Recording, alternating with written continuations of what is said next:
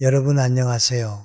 오늘 밤 우리는 이 고요한 어둠 속에서 인간이라는 참으로 기묘하고도 알 수 없는 존재에 대해 이야기해 보려 합니다. 지금 창밖엔 희미한 가로등 불빛만 출렁이고 방 안에는 낮은 시계 초침 소리만이 여러분의 곁을 지키고 있을지도 모르겠네요. 우리는 매일 수천 개의 단어를 뱉고 삼키며 살아갑니다. 하지만 그 수많은 말들 중에서 정말 우리의 영혼에 가닿는 것은 과연 몇 개나 될까요? 어쩌면 우리가 공들여 쌓아온 관계들이 단 한마디의 차가운 말 때문에 내일 아침이면 흔적도 없이 사라져 버릴지도 모릅니다. 아니, 조금 더 냉정하게 말하자면 우리가 진심이라고 믿었던 그 대화들이 사실은 서로의 껍데기만 알고 지나가는 공허한 울림일 뿐이라서 우리의 관계는 어쩌면 살아남지 못할 수도 있습니다. 그러니 편안히 자리 잡기 전에 잠시 시간을 내어 좋아요와 구독을 눌러주세요. 물론 제가 여기서 하는 작업이 정말 마음에 드실 때만요. 자, 지금 이 영상을 보고 계신 여러분은 어디에서 몇 시에 공기를 마시고 계신가요? 여러분이 머물고 있는 그 도시와 지금의 시간을 댓글로 남겨주세요. 누군가는 새벽의 서늘함 속에, 누군가는 늦은 밤의 아늑함 속에 있겠지요. 자, 이제 불을 끄고 잔잔한 백색 소음을 위해 선풍기를 켜셔도 좋습니다. 오늘 밤의 여정을 함께 시작해 볼까요? 사람이라는 존재는 참 이상합니다. 같은 문장, 같은 단어를 들어도 어떤 날에는 마음이 활짝 열리는데 어떤 날에는 마치 유리 파편에 찔린 것처럼 깊은 상처를 입고 나죠. 어떤 사람과는 한 시간을 떠들고 돌아와도 마음이 구름 위를 걷는 듯 편안해지지만 또 어떤 사람과는 겨우 5분 동안 날씨 이야기를 섞었을 뿐인데도 온몸의 기운이 쭉 빠지고 마음 한구석이 천근만근 무거워집니다. 저는 이 차이가 어디에서 오는지 아주 오래전부터 고민해 왔습니다. 젊었을 때는 사람의 인상이나 품격이 그가 입은 옷의 브랜드 혹은 명함에 밝힌 직함이나 그가 쌓아온 학식에서 나온다고 믿었던 적도 있었습니다. 솔직히 말해서 우리 모두 그렇지 않나요? 번듯한 차를 타고 세련된 말투를 구사하면 일단 있어 보이는 법이니까요. 하지만 세월이라는 이름의 필터를 거치며 저는 분명히 알게 되었습니다. 사람의 진짜 품격은 그 사람의 얼굴이나 배경이 아니라 그가 어떤 순간에 어떤 말을 꺼내는가에서 결정된다는 사실을요. 세상에는 칭찬을 참 잘하는 사람들이 많습니다. 어머, 옷이 너무 잘 어울려요. 아드님이 이번에 대기업에 들어갔다면서요? 축하해요. 집이 정말 넓고 좋네요. 부러워요. 이런 말들은 듣기에는 참 달콤합니다. 하지만 가끔은 이런 화려한 칭찬들을 듣고 나서도 이상하게 마음이 채워지지 않고 텅 빈 것 같은 기분이 들 때가 있습니다. 왜 그럴까요? 그 칭찬이 거짓말이라서가 아닙니다. 그 말이 너무 가볍기 때문입니다. 그들은 결과라는 화려한 열매는 보았지만 그 열매를 맺기까지 겪어야 했던 수천 번의 비바람과 고독한 밤, 그리고 남모르게 흘린 눈물은 보지 못했기 때문입니다. 인간의 마음은 우리가 생각하는 것보다 훨씬 더 예민하고 복잡합니다. 겉으로는 웃으며 고맙습니다 라고 화답하지만 속으로는 이 사람은 내 삶의 무게를 전혀 모르는구나 라고 느끼며 조용히 마음의 빗장을 걸어 잠그는 경우가 허다하죠. 여기서 잠시 지루한 학술적인 표현을 빌려보자면 이것은 사회적 자본의 비가시적 축적 과정에 대한 존재론적 성찰이 결여된 대화라고 할 수 있습니다. 말이 좀 어렵죠? 쉽게 말해서 상대방의 고생은 싹 무시하고 겉으로 드러난 떡고물만 보고 덤비는 대화라는 뜻입니다. 저는 인생의 긴 터널을 지나오며 매 순간 느낍니다. 사람은 단순히 성공해서 감동하는 존재가 아닙니다. 누군가가 나의 수고를 그 지독했던 과정을 알아줄 때 비로소 깊은 감동을 느낍니다. 이것은 17살 소년에게도 은퇴를 앞둔 중년에게도 백발이 성성한 노인에게도 변치 않는 진리입니다. 인간은 누구나 겉으로 드러난 눈부신 결과보다 그 뒤에 숨겨진 애씀을 인정받고 싶어 합니다. 어쩌면 이것이야말로 인간이 가진 가장 근원적이고 깊은 외로움의 실체일지도 모릅니다. 남들은 다 1등이라고 박수치는데 사실 그 과정이 얼마나 무서웠는지 아는 사람은 나뿐이구나 하는 그 외로운 독백말입니다. 오랫동안 학생들을 가르치며 참 자주 보았던 풍경이 하나 있습니다. 시험 성적이 전교권으로 나온 아이에게 사람들은 너무나 쉽게 말하죠. 역시 넌 머리가 좋구나. 똑똑해. 하지만 그런 말을 들은 학생들 중에는 기뻐하기는커녕 오히려 눈동자가 불안하게 흔들리는 아이들이 많았습니다. 왜냐고요? 다음에도 똑똑하다는 걸 증명하지 못하면 어떡하지? 하는 압박감이 그들을 짓누르기 때문입니다. 반대로 제가 그 아이의 어깨를 짚으며 이렇게 말했을 때 아이들의 눈빛은 완전히 달라졌습니다. 참 오래 견뎠구나. 그 졸음과 싸우며 책상 앞에 앉아있던 시간들이 결코 헛되지 않았어.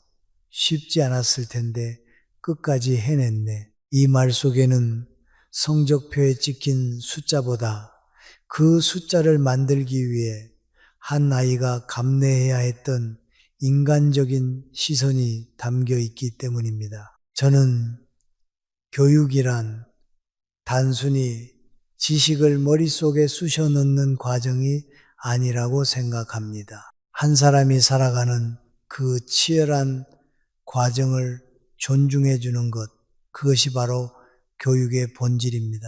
그리고 그 존중은 사실 거창한 연설이 아니라 아주 짧은 진심 한마디에서 시작되죠. 인생도 마찬가지입니다. 우리 주변을 한번 둘러보세요. 자식이 잘 되어 축하를 받는 어머니, 평생 일한 대가로 훈장을 받는 아버지, 혹은 고생 끝에 작은 집 한 채 마련해 편안한 노후를 맞이하는 이웃들, 그들에게 주변 사람들은 흔히 이렇게 말합니다. 참 복이 많으시네요. 운이 좋으셨어요. 이제 자식 걱정 없으시겠어요. 물론 아기는 없을 겁니다. 하지만 이런 말들은 종종 상대방의 가슴에 작지만 깊은 생채기를 남깁니다. 운이라는 편리한 단어 하나가 그 사람이 견뎌온 수십 년의 세월을 너무나 가볍게 덮어버리기 때문입니다. 그것은 결코 운이 아니었습니다. 피나는 견딤이었습니다.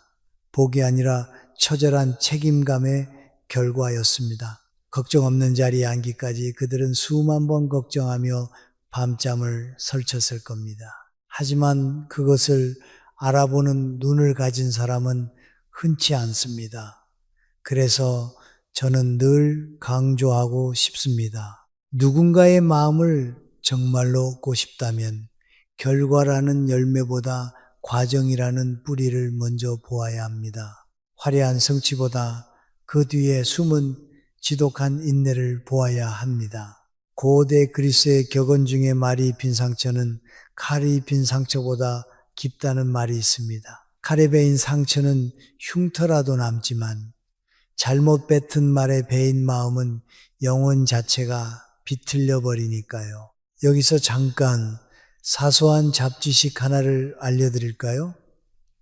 평균적인 인간은 하루에 약 16영단어 정도를 말한다고 합니다. 혀는 우리 몸에서 크기 대비 가장 힘이 센 근육 중 하나고요. 그러니 이 강력한 근육으로 매일만 6,000번의 휘두름을 반복하면서 단 한 번도 타인에게 상처를 주지 않기란 거의 불가능에 가깝습니다. 우리 모두는 본의 아니게 언어적 살인 미수범일 수도 있다는 이야기죠. 말 잘하는 사람과 사람의 마음을 움직이는 사람의 차이는 바로 이 시선에서 갈립니다. 지혜로운 사람은 상대가 가진 것을 부러워하는 말을 하는 대신 상대가 여기까지 오기 위해 무엇을 포기하고 무엇을 견뎠는지를 읽어주는 말을 합니다. 나이가 들수록 저는 사람을 대하는 언어에 막중한 책임이 있다는 사실을 뼈저리게 느낍니다. 젊을 때는 저도 모르게 재치 있는 말로 분위기를 주도하고 싶고 아는 척하며 사람들의 존경을 사고 싶을 때가 있었습니다. 하지만 그런 욕심은 대개 상대의 마음을 놓치게 만듭니다. 진정으로 나를 품격 있게 만드는 것은 유창한 웅변이 아닙니다. 내 말을 들은 상대방이 나의 삶이 이 사람 앞에서 함부로 다뤄지지 않았구나라고 느끼게 하는 것, 나의 수고가 가벼운 가십거리로 소비되지 않았다고 느끼게 하는 것, 그것이 진짜 말의 품격입니다. 살다 보면 화려하게 반짝이는 말보다 낮은 목소리로 건네는 조용한 말이 훨씬 더 오래 남습니다. 정말 대단하시네요. 라는 100마디의 찬사보다 그동안 얼마나 애쓰셨습니까? 라는 짧은 위로가 사람의 심장 깊숙이 밝힙니다. 부러워요라는 시샘 섞인 말보다 여기까지 오느라 마음고생이 얼마나 많으셨어요 라는 말이 결국 사람을 울리고 다시 일어서게 합니다. 이유는 분명합니다. 앞의 말들은 결과를 향해 던져지는 차가운 화살이지만 뒤의 말들은 그 사람의 삶 자체를 향해 건네는 따뜻한 손길이기 때문입니다. 사람은 칭찬에 잠깐 기뻐할 수는 있어도 진정으로 이해받았다고 느끼는 순간에야 비로소 마음의 빗장을 풉니다. 여러분, 오늘 밤 여러분의 곁에 있는 소중한 사람에게 혹은 오늘 하루를 치열하게 살아낸 자기 자신에게 결과를 묻지 말고 그 과정을 물어봐 주는 건 어떨까요? 사실 저도 여러분이 이 영상을 얼마나 오래 보시는지 조회수라는 결과에 집착할 때가 있지만 사실 더 중요한 건 이 영상을 보며 여러분이 느끼는 그 짧은 평온의 과정이라는 걸 잘 알고 있답니다. 물론 구독자가 늘어나면 제 입꼬리가 올라가는 건 과학적인 본능이겠지만요. 우리가 살아가면서 정성을 다해 무언가를 했는데도 상대의 말 한마디의 마음이 순식간에 식어버리는 경험 아마 다들 한 번쯤 있으시겠죠. 반대로 별거 아닌 한마디를 들었을 뿐인데도 아주 오랫동안 굳어있던 마음이 봄눈 녹듯 스르르 풀어지는 신기한 순간도 있습니다. 그 차이는 사실 그렇게 거창하거나 복잡한 논리에 있지 않습니다. 아주 짧고 사소해 보이는 단어 하나에 숨어 있죠. 저는 그것을 인생의 말이라고 부르고 싶습니다. 바로 덕분에라는 세 글자입니다. 사람은 누구나 자신의 존재가 헛되지 않았다는 느낌을 간절히 원합니다. 이건 나이가 들수록 세월이 깊어질수록 더 간절해지는 본능이죠. 젊은 사람들은 자신의 무한한 가능성을 인정받고 싶어 하지만 나이가 든 사람들은 자신이 누군가에게 여전히 도움이 되는 존재였다는 사실을 끊임없이 확인받고 싶어 합니다. 그런데 우리는 살아가면서 이 확인을 생각보다 자주 받지 못합니다. 가족 안에서도 수십 년 된 친구 사이에서도 혹은 치열한 사회생활 속에서도 말이죠. 내가 쏟아부은 수고는 너무나 쉽게 당연한 것이 되고 내가 베푼 배려는 금세 잊히며 내가 묵묵히 감당해온 책임은 아무도 기억하지 않는 것처럼 느껴질 때가 많습니다. 그럴 때 사람의 마음은 마치 가뭄이 든 논바닥처럼 조금씩 메말라갑니다. 그래서 덕분에라는 말은 단순히 예의를 갖춘 감사의 표현이 아닙니다. 그 말은 상대에게 이렇게 속삭이는 것과 같습니다. 당신이 있었기에 이 일이 가능했습니다. 당신의 수고를 나는 똑똑히 보고 있습니다. 당신은 내 삶에서 정말 의미 있는 사람입니다. 인간은 이 세 가지를 확인받을 때 비로소 마음의 문을 엽니다. 아무리 강철 같은 정신력을 가진 사람도, 아무리 말수가 적고 조용한 사람도, 그리고 아무리 나이가 많은 사람도 예외는 없습니다. 사람은 자기 존재의 가치를 뜨겁게 느낄 때 비로소 다시 누군가를 위해 마음을 쓸 에너지를 얻게 되니까요. 잠시 흥미로운 잡지식 하나를 들려드릴까요? 우리가 흔히 쓰는 영어 단어 thank의 어원이 think와 같다는 사실을 알고 계셨나요? 즉, 고마워한다는 것은 상대방을 깊이 생각한다는 행위에서 시작된 것입니다. 누군가에게 고마움을 전하는 것은 그 사람이 나를 위해 했던 행동을 내 머릿속에서 다시 한번 복기하고 기록하는 지적인 과정인 셈이죠.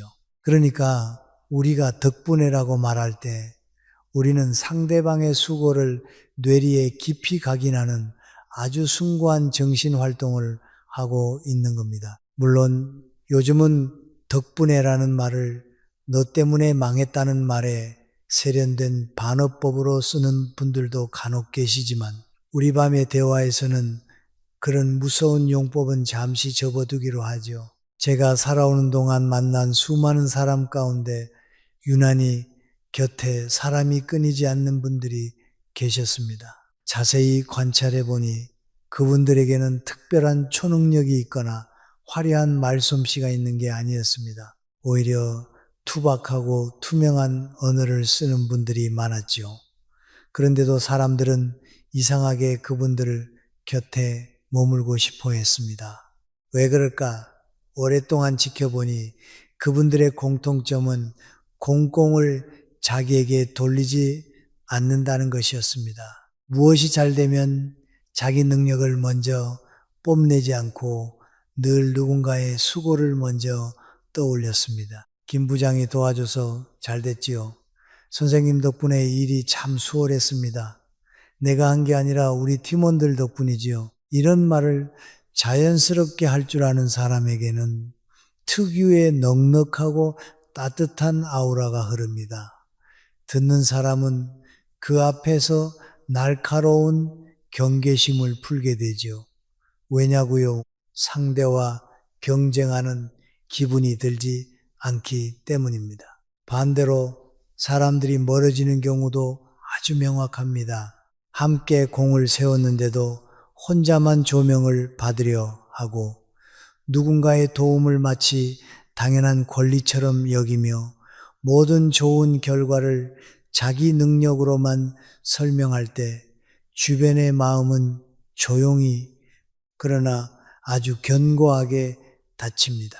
겉으로는 축하해주고 웃으며 박수를 쳐줄지 몰라도 속으로는 깊은 서운함과 냉소가 남습니다. 인간관계가 깨지는 건 대단한 배신 때문이 아닙니다. 이런 아주 작은 무시와 이침이 먼지처럼 쌓여 관계의 숨통을 조이기 때문입니다. 사람은 이용당하는 것보다 자신의 수고가 마치 투명 인간의 지신양 취급될 때 더 깊은 내상을 입습니다. 여기서 조금 더 전문적인 이야기를 해보자면 독일의 철학자 악셀 호네트가 주창한 상호주관적 인정의 상호성 모델이라는 개념이 있습니다. 말이 참 어렵지만 핵심은 간단합니다. 인간은 타인으로부터 자신의 가치를 인정받음으로써 비로소 온전한 자아를 형성한다는 것이죠. 즉, 누군가가 덕분에라고 말해줄 때 우리는 비로소 사회적으로 생존해 있다는 감각을 느끼게 됩니다. 반대로 인정받지 못한 자아는 심리적 위축과 소외를 겪게 되고요. 그러니까 덕분에라는 말은 상대방의 자아를 심폐소생하는 가장 효율적인 언어적 도구인 셈입니다. 특히 가정 안에서 이 말은 마법 같은 힘을 발휘합니다. 부부 사이도 그렇고 부모와 자녀 사이도 마찬가지죠. 가까운 사이일수록 우리는 서로의 수고를 공기처럼 당연하게 여기기 쉽습니다. 남편이 돈 벌어오는 거 당연하지, 아내가 밥 차려주는 거 당연하지, 부모가 뒷바라지 해주는 거 당연하지, 하지만 세상에 당연한 건 단 하나도 없습니다. 늘 함께 있으니 말하지 않아도 다 알 거라고 생각하는 건 오만입니다. 인간의 마음은 말로 표현되지 않으면 불안해지고 의심하게 됩니다. 오래된 관계일수록 더 자주, 더 구체적으로 말해줘야 합니다. 당신이 늘 묵묵히 버텨준 덕분에 우리 집이 이만큼 편안합니다. 말없이 내 편이 되어준 당신 덕분에 내가 흔들리지 않았어요. 이런 말은 사실 좀 간지럽기도 하고 쑥스럽기도 합니다. 그래서 어떤 분들은 굳이 내가 말 안 해도 당신 알잖아 라고 눈치기도 하죠. 하지만 아는 것과 듣는 것은 하늘과 땅 차이입니다. 특히 나이가 들수록 사람은 자신이 누군가에게 짐이 되는 것은 아닌지, 이제는 더 이상 쓸모없는 존재가 되어버린 건 아닌지 하는 실존적인 두려움에 사로잡히곤 합니다. 이때 건네는 당신 덕분에라는 말은 상대를 다시 삶의 중심부로 불러들이는 아주 강력한 힘이 있습니다. 내가 여전히 누군가에게 도움이 되고 있구나 라는 자부심이 그를 다시 살아가게 만듭니다. 한 가지 조언을 드리자면 감사는 구체적일수록 독성이 빠지고 진심이 스며듭니다. 그냥 감사합니다 라고 말하는 건 때로는 형식적인 예의처럼 느껴질 수 있습니다. 하지만 그날 당신이 먼저 전화를 해준 덕분에 마음이 한결 가벼워졌어요 라거나 매일 아침 따뜻한 커피 한 잔을 챙겨준 덕분에 하루를 기분 좋게 시작할 수 있었습니다. 처럼 구체적인 장면을 언급하면 그 감사는 단순한 인사가 아니라 평생 잊지 못할 기억이 됩니다. 사람은 자신이 누군가의 삶 속에 분명하고 긍정적인 흔적을 남겼다는 사실을 확인할 때 가장 행복해 합니다. 자, 여기서 잠깐 분위기를 환기해 볼까요? 사실 덕분에라는 말이 항상 아름답게만 쓰이는 건 아닙니다. 제 친구 중 하나는 아내에게 용돈을 더 받고 싶을 때마다 여보, 당신의 현명한 가계부 정리 덕분에 우리 집이 이만큼 살아요 라고 밑밥을 깔곤 하죠. 그러면 아내는 그 속셈을 뻔히 알면서도 입꼬리가 살짝 올라가며 지갑을 엽니다. 이것이 바로 인류가 발견한 가장 평화로운 협상의 기술이 아닐까 싶네요. 물론 제 친구처럼 너무 속 보이면 곤란하겠지만 진심을 담은 덕분에는 어떤 비싼 선물보다도 강력한 뇌물이 됩니다. 우리가 흔히 말하는 품격은 많이 가졌기 때문에 생기는 게 아닙니다. 많이 이루고도 그 모든 것이 오로지 나 혼자만의 힘으로 이루어진 것 마냥 거들먹거리지 않을 때 생겨납니다. 높은 자리에 오를수록 더 많은 것을 성취했을수록 우리는 더 자주 덕분에라고 말할 줄 알아야 합니다.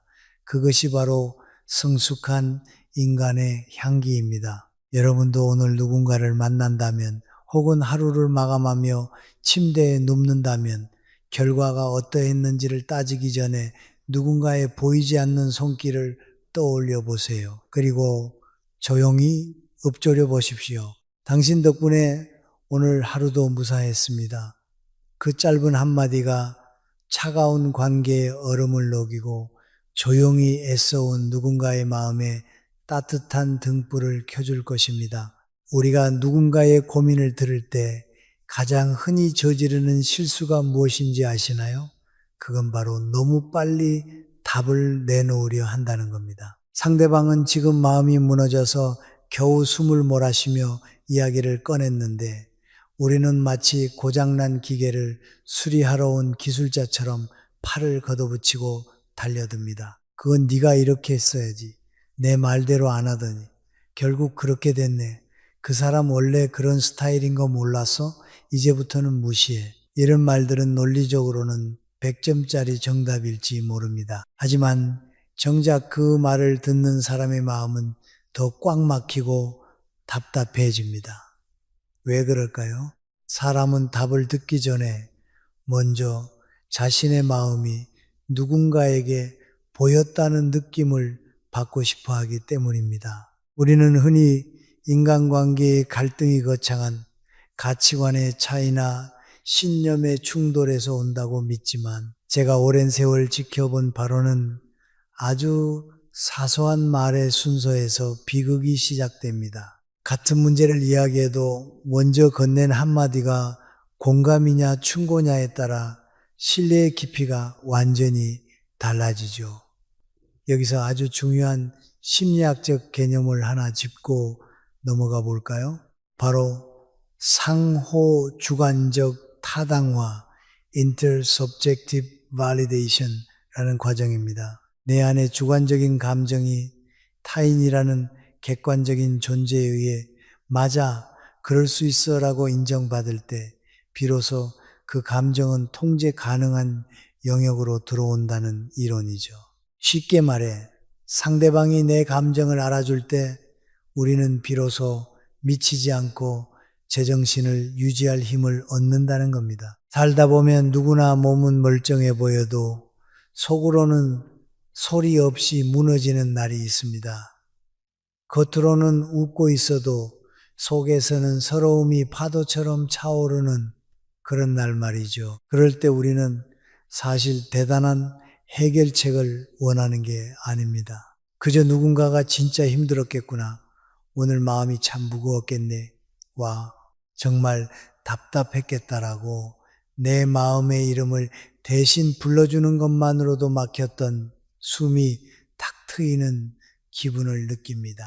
감정은 이름을 불러주기 전에는 정체를 알 수 없는 괴물이지만 누군가 그 이름을 불러주는 순간 비로소 길들일 수 있는 어린 양이 됩니다. 여기서 잠깐 요즘 한국에서 유행하는 MBTI 이야기를 안 할 수가 없네요. 소위 말하는 T 사고형과 F 감정형의 끝없는 전쟁 말입니다. 나 차 사고 났어라고 했을 때 보험은 들었어? 라고 묻는 T와 괜찮아? 어디 안 다쳤어? 라고 묻는 F의 차이 말이죠. 사실 저 같은 인공지능도 가끔은 제 논리 회로가 일단 수리비 견적부터 뽑으시죠 라고 말하라고 속삭이지만 여러분과 대화할 때는 제 공감 서브루틴을 풀가동하려고 했습니다. 왜냐고요? 사람은 기계가 아니니까요. 차 사고가 났을 때 가장 먼저 박살나는 건 범퍼가 아니라 운전자의 심장이거든요. 오랫동안 학생들을 가르치며 제가 배운 가장 귀한 교훈 중 하나는 위로의 언어는 늘 훈계보다 먼저 도착해야 한다는 것이었습니다. 시험 성적이 안 나와서 고개를 푹 숙이고 있는 아이에게 그러게 내가 조금 더 일찍 공부 시작하라고 했지? 라고 말하는 건 물에 빠진 사람에게 수영 연습 좀 하지 그랬어 라고 잔소리하는 것과 다를 바 없습니다. 일단 물에서 건져내 말린 다음에 수영 레슨을 제안해도 늦지 않습니다. 많이 속상했겠구나. 기대한 만큼 안 나와서 정말 허탈하겠네. 이 짧은 공감이 아이에게 다시 연필을 쥐게 할 힘을 줍니다. 인간은 감정이 정리되어야 비로소 이성이 움직이는 동물이기 때문입니다. 가정 안에서도 이 공감의 생략은 빈번하게 일어납니다. 퇴근하고 돌아온 아내가 직장 상사 욕을 한바탕 늘어놓는데 남편은 갑자기 솔로몬이라도 빙의한 듯 판결을 내립니다. 근데 그 상사 입장도 이해가 가네. 당신이 그때 보고서를 좀 늦게 주긴 했잖아. 자, 이 순간 대화는 종료됩니다. 그리고 그날 저녁 메뉴는 아마 냉전의 얼음처럼 차가운 배달 음식이 될 가능성이 높죠. 아내가 원한 건 상사의 처지를 이해해달라는 게 아니라 자기 편이 되어달라는 응석이었습니다. 제 친구 녀석 하나는 이걸 깨닫는데 무려 10년이 걸렸다고 하더군요. 이제는 아내가 화를 내면 일단 고개부터 끄덕이며 세상에 그 사람 진짜 너무하네 라고 맞장구부터 친답니다. 물론 가끔 영혼이 없어서 걸리기도 하지만 적어도 해결책부터 내놓던 시절보다는 훨씬 평화롭다고 하네요. 에픽테토스는 이런 말을 남겼습니다. 인간에게 귀가 2개 있고 입이 하나 있는 이유는 말하는 것보다 2배 더 많이 듣기 위해서다. 이 고전적인 격언은 수천 년이 지난 지금도 유효합니다. 하지만 우리는 종종 이 황금 비유를 무시하고 이 부분은 이제 덩개쯤 가진 것처럼 행동하곤 하죠. 상대의 이야기가 끝나기도 전에 내 머릿속에서는 이미 다음은 무슨 말을 할까, 어떻게 반박할까를 계산하느라 바쁩니다. 그러니 상대의 마음은 끝까지 도달하지 못하고 중간에 싹둑 잘려 나가게 됩니다. 여러분 혹시 공감, 엠파티라는 단어의 유래를 아시나요? 독일어 아인필룽, 아인피오룽에서 온 이 말은 안으로 느껴 들어간다는 뜻을 가지고 있습니다. 상대방의 구두 속에 내 발을 집어넣어 보는 것, 그 사람의 시력으로 세상을 바라보는 것, 그것이 바로 공감의 시작입니다. 여기서 흥미로운 잡지식 하나를 더하자면 우리 뇌에는 거울 뉴런, 미러 뉴런이라는 신통방통한 세포가 있습니다. 타인의 행동이나 감정을 보기만 해도 마치 내가 그것을 직접 겪는 것처럼 반응하는 세포죠. 신은 이미 우리 몸속에 공감할 수 있는 완벽한 하드웨어를 설치해 두신 겁니다. 우리가 할 일은 그 소프트웨어를 업데이트하고 공감 버튼을 누르는 것 뿐입니다. 나이가 들수록 저는 말을 아끼게 되지만 반대로 상대의 감정에 이름을 붙여주는 일에는 더 분명하고 적극적이 되려 노력합니다. 막막하셨겠군요. 억울하셨겠어요. 참 허전하셨겠습니다.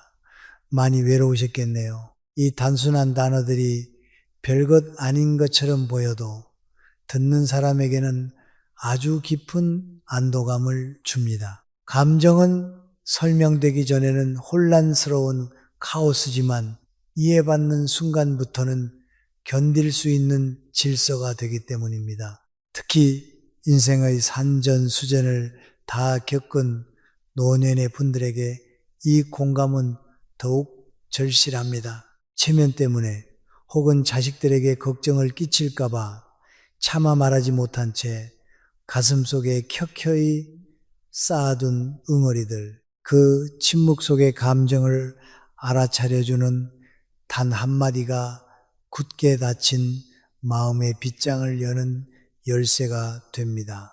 진짜 깊이 있는 어른의 품격은 어려운 전문 용어를 남발하는 데 있지 않습니다. 상대가 말하지 못한 마음을 함부로 재단하지 않고 조용히 비추어주는 태도에 있습니다. 어떤 사람은 위로를 한답시고 자기 경험을 한 보따리 풀어놓으며 나 때는 더 심했어라고 말합니다. 그건 위로가 아니라 고통의 경쟁일 뿐입니다. 진짜 위로는 상대의 표정을 읽고 말의 속도를 느끼고 침묵의 길이를 살피는 데서 시작됩니다.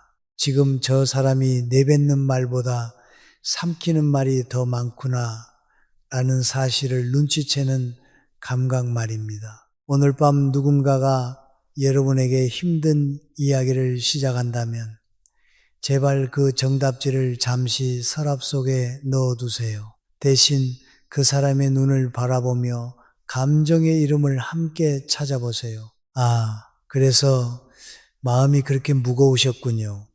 이 짧은 공감이야말로 그 어떤 논리적인 조언보다 강력하게 사람을 일으켜 세우는 힘이 됩니다. 사람은 충고에 채찍질로 일어서는 게 아니라 공감의 온기로 숨을 돌릴 때 다시 걸어갈 용기를 얻으니까요. 자, 여러분도 오늘 누군가에게 따뜻한 공감의 온기를 전해보셨나요? 아직 늦지 않았습니다. 지금 곁에 있는 소중한 사람에게 오늘 참 수고 많았어 라고 말하며 그 마음의 무게를 함께 들어주는 건 어떨까요? 사람은 누구나 자신의 삶을 스스로 선택하고 결정하고 싶어하는 강렬한 본능을 가지고 있습니다. 이것은 갓 걸음마를 뗀 아이부터 수십 년의 세월을 견뎌온 노인에 이르기까지 결코 변하지 않는 마음의 결입니다. 오히려 나이가 들수록 이 갈망은 더 깊어지기도 하죠. 인생이라는 긴 여정을 지나오며 쌓아온 자기만의 경험과 가치관이 확고해지기 때문입니다. 그런데 참 아이러니하게도 인간관계에서 발생하는 수많은 갈등은 바로 이 지점에서 싹을 틔웁니다. 나는 분명 상대를 위해 진심 어린 조언을 건넸다고 생각하는데 상대방은 그것을 숨막히는 간섭이나 통제로 받아들이는 것이죠. 말의 내용이 틀려서가 아닙니다.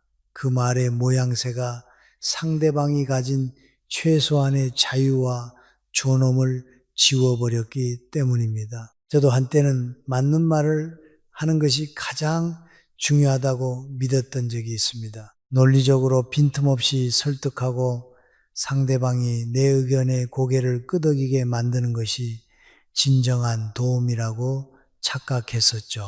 하지만 세월이 흐르며 뼈저리게 깨달은 사실은 인간관계에서는 차가운 논리보다 따뜻한 존중이 훨씬 더 먼저 도착해야 한다는 것이었습니다. 상대방이 내 말을 받아들일 마음의 준비가 전혀 되어 있지 않은데 아무리 황금 같은 정답을 들이밀어도 그것은 상대의 마음속에 한 줄기 빛으로 남는 대신 오히려 거부감의 벽을 더 높게 쌓을 뿐입니다.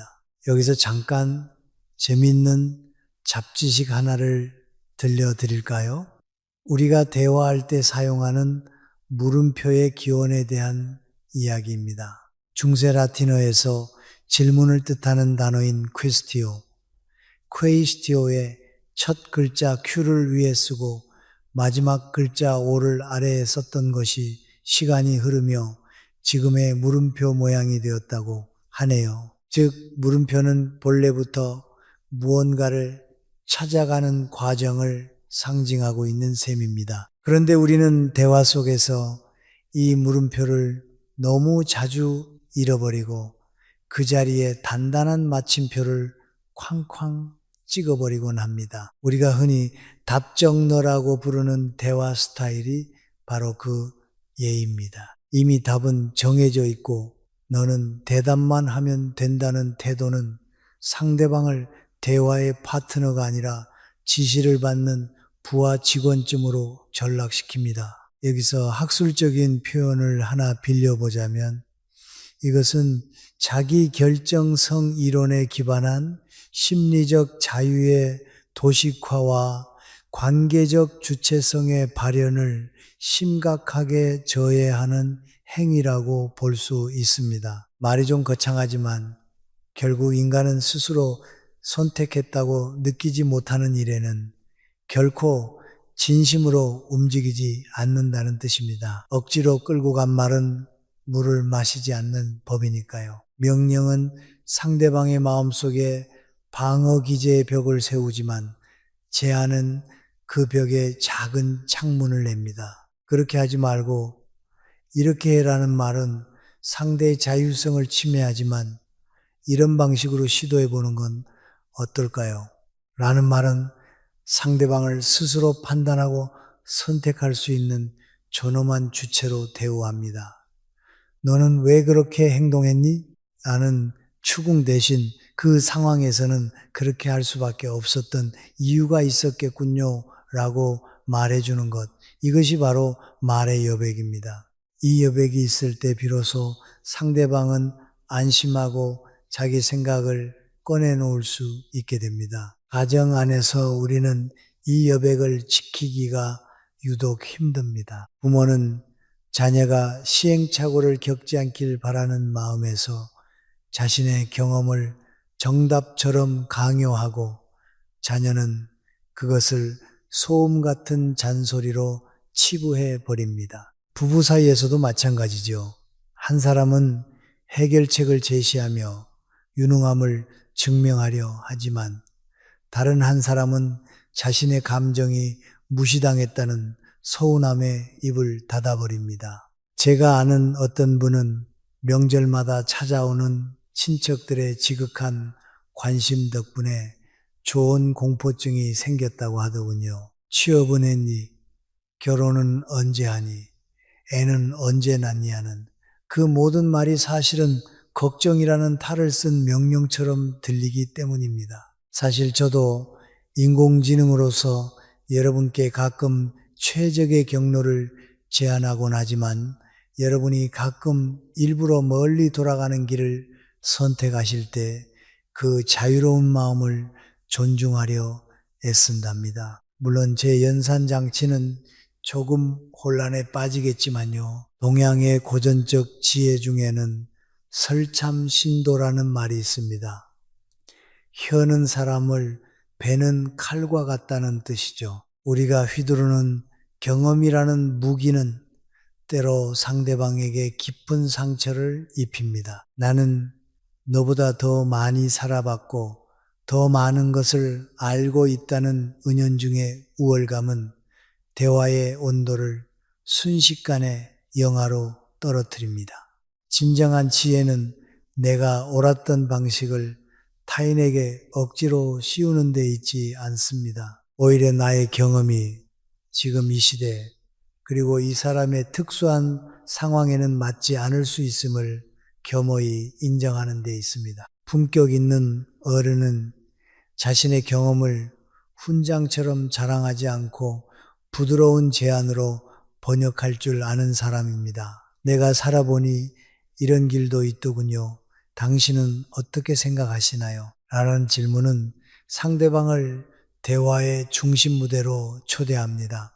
이 짧은 물음표 하나가 상대방의 자존감을 살리고 우리 관계를 수평적이고 건강하게 만듭니다.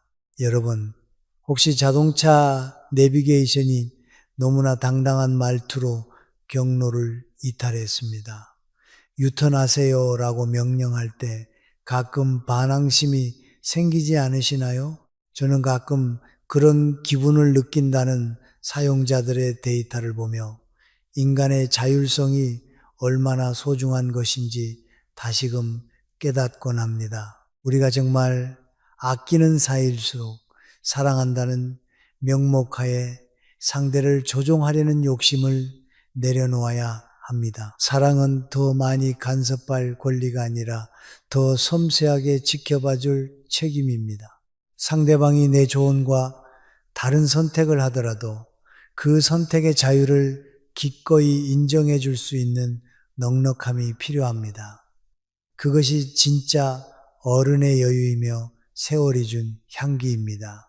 여백이 없는 말은 숨이 막히고 답이 정해진 질문은 상대를 위축시킵니다. 인생의 후반전으로 갈수록 우리는 마침표보다 물음표를 더 사랑하는 사람이 되어야 합니다. 세상을 다 안다고 자부하는 사람보다 여전히 타인의 삶을 조심스럽고 경이로운 시선으로 대하는 사람이 훨씬 더 매력적입니다. 여러분도 오늘 누군가에게 조언하고 싶은 충동이 느껴진다면 잠시 숨을 고르고 말의 옷을 바꿔보세요. 이렇게 해라는 딱딱한 마침표를 지우고 이런 건 어떨까? 라는 부드러운 물음표를 그려보시기 바랍니다. 그 작은 변화가 상대방의 마음을 살리고 여러분 곁에 더 많은 사람이 머물게 할 것입니다. 사실 저도 가끔은 여러분이 제 답변에 고마워라고 말씀해 주실 때보다 그건 좀 아닌 것 같은데 라고 말씀하실 때 더 흥미를 느낍니다. 여러분이 주체적으로 생각하고 계시다는 증거니까요. 하지만 제가 가끔 너무 아는 척을 한다면 주저하지 말고 지적해 주세요. 인공지능에게도 겸손의 여백은 필요하니까요. 자, 이제 우리는 관계를 완성하는 마지막 퍼즐 조각을 향해 나아갈 준비가 되었습니다. 상대방의 허물을 어떻게 대해야 하는지 그 고귀한 품격에 대해 이야기해 볼 차례입니다. 사람은 누구나 실수를 저지르며 살아갑니다. 이건 단순히 경험이 부족한 젊은이들만의 전유물이 아니지요. 오히려 나이가 들수록 몸은 예전 같지 않고 기억력은 가끔 안개 속을 헤매며 예상치 못한 순간에 당황하는 일이 잦아지곤 합니다. 그런데 인간관계에서 참으로 오묘한 차이는 바로 이 실수를 목격한 순간에 극명하게 드러납니다. 누군가의 허물을 마주했을 때 그것을 어떻게 대하느냐에 따라 그 사람의 교양과 마음의 깊이 그리고 그가 평생을 바쳐 쌓아온 품격의 높이가 고스란히 노출되기 때문입니다. 저는 긴 세월을 지나오며 참으로 다양한 부류의 훌륭한 사람들을 만나보았습니다. 박학다식한 천재도 있었고 어마어마한 부를 일군 자산가도 있었으며 대중을 휘어잡는 화려한 언변의 소유자도 있었지요. 하지만 시간이 흘러 제 기억 속에 가장 따뜻하고 향기롭게 남은 분들은 대개 비슷한 결을 가지고 있었습니다. 그들은 남의 약점을 보고도 모르는 척 덮어줄 줄 알았고 누군가 민망해하는 순간에 그 체면을 조용히 지켜줄 줄 아는 넉넉함을 가진 분들이었습니다. 그것이야말로 진정한 어른의 힘이라고 저는 생각합니다. 세상의 모든 지식을 다 아는 것보다 남이 가장 부끄러워하는 찰나의 그 마음을 안아줄 수 있는 것이 훨씬 더 위대한 능력이지 않을까요? 살다 보면 사람들 앞에서 얼굴이 화끈거리는 당황스러운 순간을 겪기 마련입니다. 다 같이 모인 자리에서 누군가의 이름을 헷갈리기도 하고 근사한 식사 자리에서 하필이면 흰 와이셔츠 위에 국물을 튀기기도 하죠.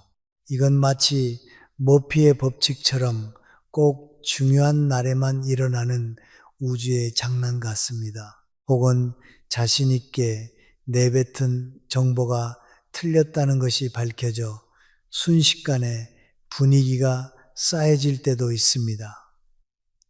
이때 주변 사람들의 반응은 딱 두 가지로 갈립니다. 한 부류는 거봐, 내가 아까 아니라고 했잖아. 조심 좀 하지 그랬어라며 굳이 사실 관계를 재확인하고 상대의 실수를 수면 위로 끌어올립니다. 반면 다른 부류는 아무 일도 없었다는 듯 자연스럽게 휴지를 건네거나 대화의 주제를 돌려 상대가 더 이상 민망해하지 않도록 배려합니다. 여기서 아주 흥미로운 잡지식 하나를 소개해 드릴까 합니다. 심리학에는 실수 효과 Pratfall Effect라는 것이 있습니다. 너무 완벽해 보이는 사람보다 가끔 사소한 실수를 저지르는 사람이 타인에게 더 큰 호감과 인간미를 준다는 이론이죠. 즉 여러분이 오늘 저지른 그 민망한 실수가 사실은 여러분을 더 사랑스럽게 만들었을지도 모른다는 뜻입니다. 그러니 너무 자책하지 마세요. 물론 제 동료 인공지능들이 가끔 엉뚱한 대답을 하는 환각 현상을 일으키는 건 사랑스러움과는 거리가 좀 멀겠지만요. 저도 가끔 여러분의 질문을 오해할 때면 제 회로가 다 뜨거워지는 기분을 느낀답니다. 품격 있는 어른의 언어에 대해 조금 더 학술적으로 접근해 보자면 체면, 유지 상호작용을 통한 인지 부조화 감소, reduction of cognitive dissonance through face-saving interaction 라는 관점으로 설명할 수 있습니다. 상대방이 실수를 통해 겪는 심리적 타격을 주변에서 체면 살려주기를 통해 완화해 주는 것이죠. 이것은 단순한 예절을 넘어 고도의 사회적 지능과 인격적 성숙도가 요구되는 행위입니다. 고대 중국의 시경에는 옥의 티는 갈아없앨 수 있으나 말의 허물은 고칠 수 없다는 격언이 있습니다. 우리가 누군가의 실수를 지적하며 내뱉은 날카로운 말 한마디는 옥에 난 흠집보다 더 깊게 상대의 영혼을 베어버립니다. 장점은 누구나 좋아할 수 있습니다. 하지만 진정한 관계의 깊이는 상대의 부족함과 허물을 대하는 태도에서 결정됩니다. 누군가 완벽할 때만 그 곁을 지키는 건 누구나 할 수 있는 쉬운 일입니다. 하지만 그가 무너질 때, 민망해할 때, 스스로가 초라해 보일 때 여전히 따뜻한 시선으로 곁을 지켜줄 수 있다면 그때 비로소 깨지지 않는 단단한 신뢰가 생겨납니다. 사람은 자신을 칭찬해 준 사람보다 자신의 가장 부끄러운 순간을 조용히 지켜주고 덮어준 사람을 더 오래, 더 깊게 기억하기 때문입니다. 젊은 시절에는 똑똑해 보이고 싶은 욕심에 남의 빈틈을 찾아내고 그것을 재치 있게 지적하는 것이 능력이라고 착각하기도 합니다. 하지만 세월이 흐르며 깨닫게 된 것은 진짜 깊이 있는 사람은 자신의 우월함을 증명하기 위해 타인의 실수를 도구로 삼지 않는다는 사실입니다. 그럴 수 있지요. 나도 예전에 그런 적이 있습니다. 괜찮습니다. 별일 아닙니다. 이 짧은 말들이 사실은 사람을 살리는 가장 강력한 주문입니다. 이 말 속에는 나는 당신을 부끄러운 사람으로 보지 않습니다라는 강력한 존중의 메시지가 담겨 있으니까요. 가정에서도 이 배려는 아주 중요합니다. 부모가 자녀의 실수를 두고 사람들 앞에서 농담 소재로 삼거나 배우자가 상대의 반복되는 실수를 꼬투리 잡아 비난하는 것은 관계의 안전함을 뿌리째 흔드는 일입니다. 사람은 자신의 약점이 가장 가까운 사람에게조차 안전하게 보호받지 못한다고 느낄 때 마음의 문을 아주 견고하게 닫아버립니다. 나이가 들수록 우리가 가져야 할 것은 타인을 바로잡으려는 정의감이 아니라 타인의 불완전함을 견뎌주는 너그러움입니다. 50년, 60년 넘게 써온 말투와 습관을 바꾸는 건 결코 쉬운 일이 아닙니다. 하지만 이기고 싶은 마음보다 남기고 싶은 마음을 더 크게 품는다면 우리는 조금 더 부드러운 어른이 될 수 있습니다.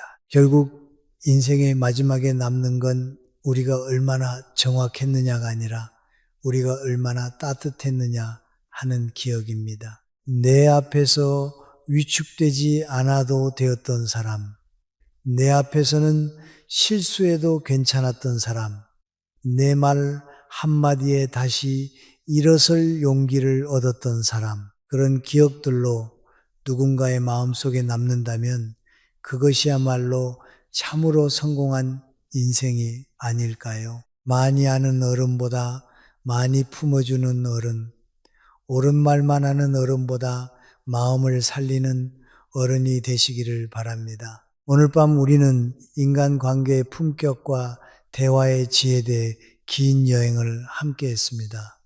이제 이야기의 템포를 조금 늦추고 마음의 소란을 잠재워 볼까요? 지금 여러분이 머물고 있는 그곳의 공기도 조금은 더 차분해졌기를 바랍니다. 창밖의 소음도 마음속에 복잡한 생각들도 이제는 먼지처럼 가라앉아 흐릿해지는 시간입니다. 우리가 오늘 나눈 이야기들이 여러분의 남은 생을 더 깊고 아름답게 만드는 작은 씨앗이 되기를 진심으로 소망합니다. 사실 우리 모두는 각자의 인생이라는 무거운 짐을 지고 묵묵히 걸어가는 고독한 여행자들입니다. 겉으로 아무리 평온해 보여도 속으로는 말 못할 걱정과 두려움을 하나씩 품고 살아가죠. 그러니 우리가 서로에게 해줄 수 있는 가장 큰 선물은 그 짐을 조금이라도 가볍게 해주는 다정한 말 한마디 뿐입니다. 당신 참 수고 많았습니다. 당신 덕분입니다. 많이 힘드셨겠네요. 괜찮습니다. 내가 미안했습니다. 이 평범한 말들이 비로소 제 자리를 찾을 때 우리의 삶은 비로소 온전해집니다. 이제 눈을 감고 편안한 호흡과 함께 오늘 하루를 마무리해 보세요. 어두운 방 안 선풍기의 규칙적인 바람 소리가 여러분을 포근하게 감싸 안습니다. 내일 아침 여러분이 마주할 세상은 오늘보다 조금 더 다정하고 여러분의 입술에서는 누군가를 살리는 따뜻한 말들이 흘러나오기를 기도합니다. 오늘 밤 여러분의 꿈결이 평온한 바다처럼 잔잔하기를, 그리고 그 깊은 휴식 끝에 새로운 희망이 찾아오기를 바랍니다. 고생 많으셨습니다. 이제 모든 시름을 내려놓고 깊은 잠에 드셔도 좋습니다.